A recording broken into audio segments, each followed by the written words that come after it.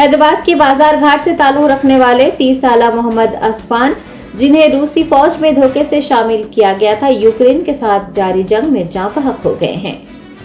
تفصیلات کے مطابق حیدرآبادی نوجوان محمد اسفان ایجنٹ کی دھوکہ دہی کا شکار ہوئے ہیں۔ انہیں دھوکے سے روسی فوج میں شامل کیا گیا تھا۔ روس اور یوکرین کے درمیان جاری تنازع میں وہ جاں بحق ہو گئے ہیں۔ حکام نے اسفان کی موت کی تصدیق کی ہے۔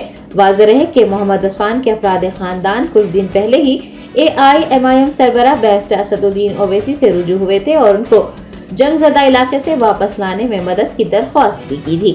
بیرسٹر اویسی نے ماسکو میں ہندوستانی سفارت خانے سے جب رابطہ کیا تو حکام نے نوجوان کے جاں بحق ہونے کی تصدیق کر دی۔ آپ کو یہ بھی یاد دلا دیں کہ روس اور یوکرین جھڑپ میں کچھ دن پہلے بھی گجرات کے سورت سے تعلق رکھنے والے ایک 23 سالہ نوجوان کی موت ہو گئی تھی۔ حیدرآباد کے نوجوان محمد اسفان ان کئی نوجوانوں میں سے ایک ہیں جنہیں مبینہ طور پر کچھ ایجنٹس نے دھوکہ دے کر یوکرین کے خلاف جاری تنازع میں روسی فوج کے لیے لڑنے کے لیے تیار کیا تھا۔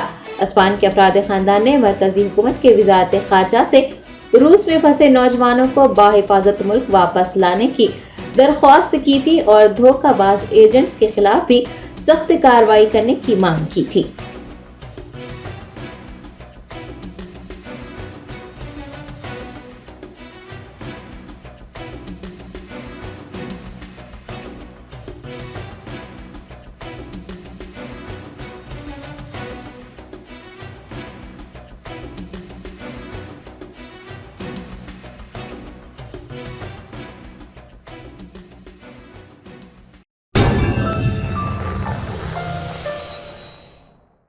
جرمنٹن super specialty hospital, doctor Mir Jawad Zar Khan, senior experienced orthopaedic surgeon, bone fracture, joint replacement, hip replacement اور اسپائن سرجری کامیابی سے انجام دے رہے ہیں۔ اس کے علاوہ neuro surgery, cardiology, gynaecology, dental, general medicine, dialysis اور فزیو تھراپی جیسے شعبات میں انتہائی کامیابی کے ساتھ واجبی فیس میں علاج کیا جا رہا ہے۔ شیئرنگ اور پرائیویٹ رومز، اسپتال میں 24 گھنٹے MRI، CT scan, 2D digital X ray, ultra sound, operation theatre, ICU اور لیب کی سہولت دستیاب ہے۔ آپ کی امیدوں کے عین مطابق جرمنٹن super specialty hospital, pillar number 150، عطا پور، حیدرآباد۔